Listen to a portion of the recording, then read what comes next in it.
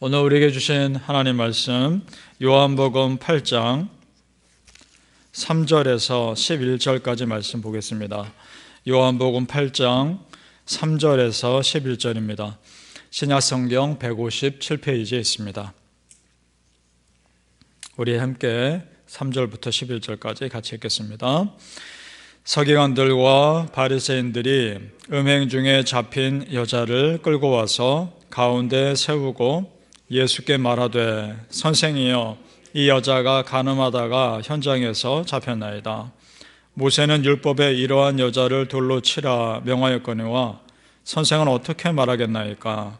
그들이 이렇게 말함은 고발할 조건을 얻고자 하여 예수를 시험하미로라. 예수께서 몸을 굽히사 손가락으로 땅에 쓰시니 그들이 묻기를 맞이 아니하는지라. 이에 일어나 이르시되 너희 중에 죄 없는 자가 먼저 돌로 치라 하시고 다시 몸을 굽혀 손가락으로 땅에 쓰시니 그들이 이 말씀을 듣고 양심의 가책을 느껴 어른으로 시작하여 젊은이까지 하나씩 나가고 오직 예수와 그 가운데 섰는 여자만 남았더라. 예수께서 일어나사 여자 외에 아무도 없는 것을 보시고 이르시되 여자여 너를 고발하던 그들이 어디 있느냐? 너를 정죄한 자가 없느냐? 대답하되 주여 없나이다. 예수께서 이르시되 나도 너를 정죄하지 아니하노니 가서 다시는 죄를 범하지 말라 하시니라. 아멘. 이 새벽에 예수님의 위로와 은혜가 우리 모든 성도님들께 충만하기를 예수님 이름으로 축복합니다. 아멘. 자, 오늘 말씀은 예수님께서 간음 중에 잡힌 여인을 살려주신 내용입니다. 지금 누가 이 여인을 잡아왔습니까? 서기관과 바리새인들입니다. 이 서기관과 바리새인들은 항상 율법으로 다른 사람을 정죄하는 그런 사람들이죠. 자, 3절을 보시겠습니다. 제가 읽습니다. 서기관과 바리새인들이 음행 중에 잡힌 여자를 끌고 와서 가운데 세우고. 자, 이 장면이 꼭 어떤 장면인 것 같습니까?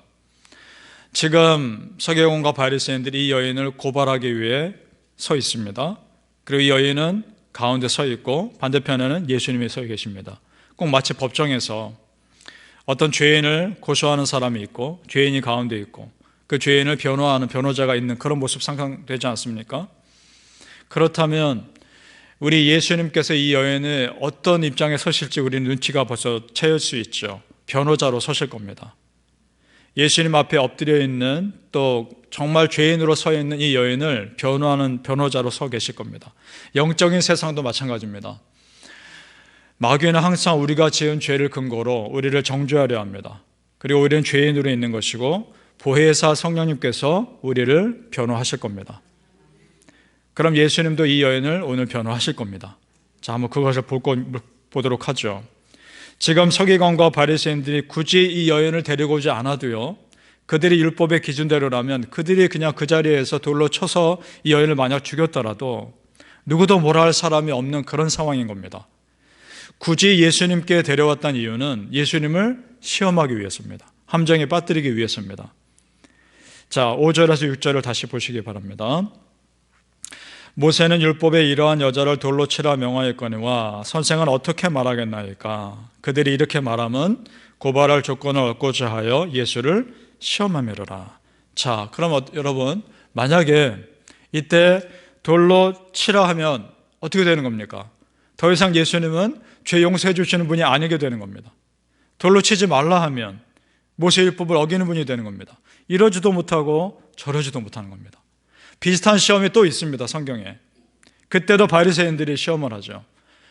세금을 내는 것 갖고 시험을 합니다. 이 세금을 로마 황제에게 내야 됩니까? 내지 말아야 합니까? 그럴 때 예수님 뭐라 하십니까? 그 동전에 누가 있느냐? 그랬더니 가이사가 있습니다. 그 당시 로마 황제죠. 그랬더니 예수님께서 기가 막힌 답변을 하시죠. 가이사의 것은 가이사에게, 하나님의 것은 하나님께 드리라. 기가 막힌 답변을 합니다. 이 답변에 놀라서 사람들이 떠났다라고 성경에 기록되어 있습니다. 자, 지금 이 바리새인들 이 로마의 세금을 내는 문제도 그렇고 지금 이 여인을 정죄하는 문제도 그렇고 함정에 빠뜨리기 위해서 예수님께 데리고 온 겁니다. 예수님께서 이 여인에 대한 대답을 이제 하기 위해서 곰곰이 생각하셨겠죠. 땅바닥에 무언가를 쓰십니다. 계속 대답을 재촉합니다. 그랬더니 한참을 땅바닥에 쓰시다가 일어나서 이렇게 답변하시죠. 너희 중에 죄 없는 자가 먼저 돌로 치라 말씀하십니다. 지혜로운 답변입니다. 그리고 또 땅바닥에 쓰십니다. 무엇을 쓰셨을까? 학자마다 의견이 분분합니다. 그러나 가장 가능성 있는 답변은 이런 것일까 싶습니다. 아마도 그 여인을 돌로 치려고 주위에 동그랗게 모여있던 사람들의 은밀한 죄, 그 사람만이 알고 있는 은밀한 죄를 바닥에 쓰지 않으셨을까? 그 돌을 손에 들고 있는 사람들이 그걸 보고 자기 죄가 그 바닥에 쓰였는 걸 보고 깜짝 놀라지 않았을까? 만약 그렇다면 예수님이 메시지를 던지고 있는 거죠. 너희들만 알고 있는 죄를 나는 알고 있다.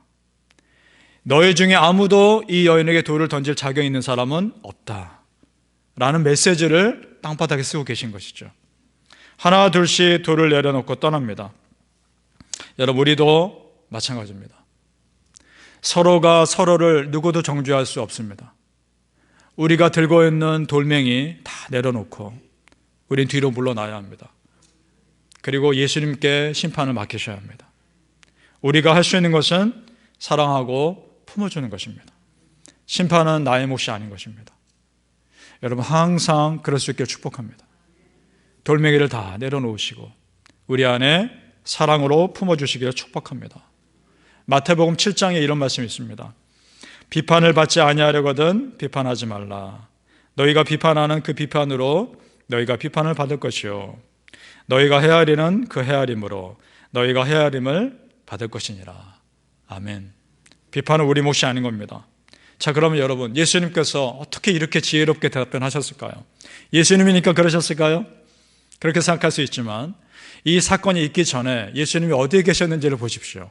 자, 1절과 2절 초반부를 봅니다. 제가 읽습니다. 예수는 감람산으로 가시다. 아침에 다시 성전으로 들어오시니. 아멘. 자, 감람산에서 계속 계시다가 그 다음날 아침에 내려오시니 이 사건이 일어난 겁니다. 감람산에 왜 가셨을까요? 예수님 감람산에 항상 기도하러 가셨습니다. 아마 밤새 철야기도 하셨을지도 모르겠습니다. 그렇게 충분한 기도가 뒷받침되셨기 때문에 전혀 예상 못한 영적 공격을 감당할 수 있었던 겁니다. 여러분, 우리가 그렇게 기도에 뒷받침되었을 때 내가 예상 못한 어떤 어려움에서 벗어날 수 있는 것입니다. 믿으십니까? 여러분, 기도의 사람 되시길 바랍니다. 바라기 우리 성도님들, 끊임없이 여러분은 무너뜨리는 그 어둠의 영들의 공격을 깨어있는 기도로 이겨내시기를 예수 이름으로 축복합니다. 오늘 그 여인을 용서하신 예수님 모습이 우리에게 참 위로가 되지 않으시나요? 나도 그렇게 용서해 주실 거 아닙니까? 우리에게 위로가 되는 겁니다. 사람들이 예수님 그 말씀을 듣고 땅바닥에 쓰여있는 그 모습 보고 양심의 가책을 느껴 하나 둘씩 떠납니다. 자, 그런데 이 성경에 오늘 보니까 그 돌을 치려고 하는 사람들이요, 한꺼번에 다 떠난 게 아닙니다. 한 명씩 떠난 겁니다. 그러면서 어떤 마음이 들었을까요? 자기 죄가 곰곰이 되씹어졌을 겁니다. 저 사람도 떠나네, 나도 어떻게 될까? 하면서 하나 둘씩 떠난 거죠. 그러고 남은 것은 여인과 예수님만 남습니다. 자, 이것이 중요합니다. 예수님과 나만 남는 겁니다. 모든 죄의 해결은 예수님과 나의 관계에서 해결되는 것입니다. 사람들과의 관계가 아닌 것입니다. 예수님 묻죠. 정죄할 사람이 떠났느냐? 아무도 없습니다. 그랬더니 예수님 뭐라 하십니까? 8장 10절에서 11절 제가 이렇게 읽어보겠습니다.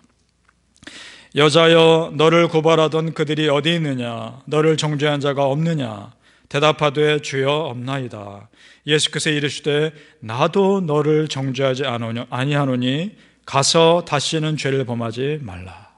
아멘. 이것이 회심입니다. 죄를 회개하고 용서해주고 돌이키는 것입니다. 다시는 죄짓지 마라. 회심의 삶을 살아라. 이 여인에게 예수님께서 지금 생명을 주셨을 뿐만 아니라 자유도 주신 겁니다. 다시는 죄를 범치 마라. 가서. 아마도 이 여인은 평생 예수님 믿고 신앙의 삶을 살았을 겁니다. 지금 죄지어서 죽을 뻔했던 여인 예수님 살리셨습니다. 그리고 자유를 주셨습니다. 거기서 예수님께서 한 문장으로 선포하십니다. 그것이 32절입니다. 우리 같이 한번 읽어보죠. 32절 말씀 시작. 진리를 알지니 진리가 너희를 자유롭게 하리라. 아멘. 이 진리가 예수 그리스도입니다. 요한복음 14장 6절 말씀, 예수께서 이르시되 내가 곧 길이요 진리요 생명이니 나로 말미암지 않고는 아버지께로 올 자가 없느니라. 아멘. 여러분, 우리가 예수님 만나서 예수 믿는 자로 산다는 것 축복입니다. 왜냐? 오늘 이 여인에게 생명의 길을 주었던 것처럼 우리에게 하나님 나라에서 영원히 살 길을 허락하셨기 때문입니다. 믿으십니까? 그래서 예수 믿는 것이 축복입니다. 오늘 믿는 사건, 이 사건을 통해서 우리가 깨달아야 하는 것은 누가 나를 뭐라 해도, 어떤 사람이 나를 뭐라 해도 내가 예수님 앞에 엎드리면 그래도 예수님은 나를 용서해 주신다는 것, 그리고 나를 다시 일으켜 주신다는 것입니다. 정작 말씀을 너무도 잘 아시는 그 예수님, 말씀 자체이신 그 예수님은 말씀으로 누구를 정죄하지 않습니다. 오히려 사랑하십니다. 그것이 말씀의 의도이기 때문입니다. 예수님이 이 땅에 오신 진정한 이유는 심판하고 정죄하기 위한 것이 아니라 회복하고 일으켜 세우시기 위한 것을 믿으시기 바랍니다. 이사야 61장에 예수님의 메시아에 대해 예언하면서 이런 말씀이 있죠. 이사야 61장 1절 말씀, 나를 보내사 마음이 상한 자를 고치며 포로된 자에게 자유를, 갇힌 자에게 노임을 선포하며. 아멘. 한마디로 회복입니다. 은혜의 회복이며 하나님과 나의 관계의 회복입니다. 사랑하는 성도님들, 이전에 죄된 옛사람의 관계에서 이제 완전히 벗어나시고 하나님과 은혜의 관계에서 항상 살아가시기를 예수님 이름으로 축복합니다. 아멘. 기도하겠습니다. 아버지 하나님, 은혜입니다. 은혜입니다. 내가 예수님 믿는 것이 은혜이고 예수님 앞에 엎드릴 수 있다는 것이 은혜입니다. 오늘 이 여인 용서해 주셨고 자유케 하셨고 새로운 살 길을 열어주신 그 예수님의 사랑이 오늘 이 자리에 있는 우리 모든 성도님들에게도 그대로 임하게 하여 주옵소서.